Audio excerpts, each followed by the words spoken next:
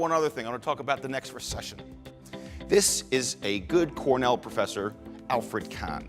Some of you may know this guy because he was the father of airline deregulation. But he was also Jimmy Carter's president of the Council of Economic Advisors. And in 1978, Jimmy Carter was under a lot of pressure because the economy was doing bad, and Mr. Kahn was supposed to testify in front of Congress.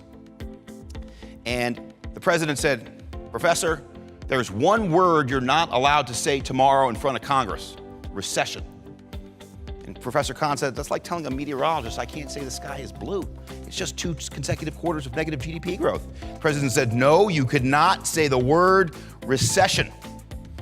Well, Professor Kahn, being a good, loyal soldier of Jimmy Carter, went in front of Congress the next day. And when asked by a congressman, well, if we continue to see this stagflationary environment, we see the price of oil continue to rise, employment weak, what do you think is going to happen? He says, well, I think we're going to enter into a banana. And I think this banana could last for a long time. He then used the word banana instead of recession 12 more times during his testimony. He then got fired the next day. But you've got to respect him. Why do I bring up the word banana? This is why. Because our forecast for the next recession is we may not have one. If you take a look at the purple line, we never quite technically get to a recessionary period. And by the way, you should know that our next downturn, banana, recessionary period is about 2 years away. And I want you to know that I have been completely consistent on my call for a recession. As for the last 5 years, I've suggested that the next recession is 2 years away.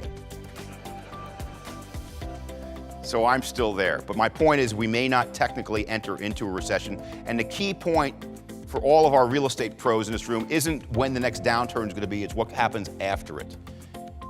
Both us, the International Monetary Fund, the World Bank, the Fed, everybody predicts slow growth, 2% plus or minus growth indefinitely going forward. That means 2 things. It means that finding these locations with outside growth is going to matter even more. And number 2, goes right back to my point about when you're underwriting real estate, be more aggressive on your exit cap rates because we don't see inflationary conditions reemerging anytime soon.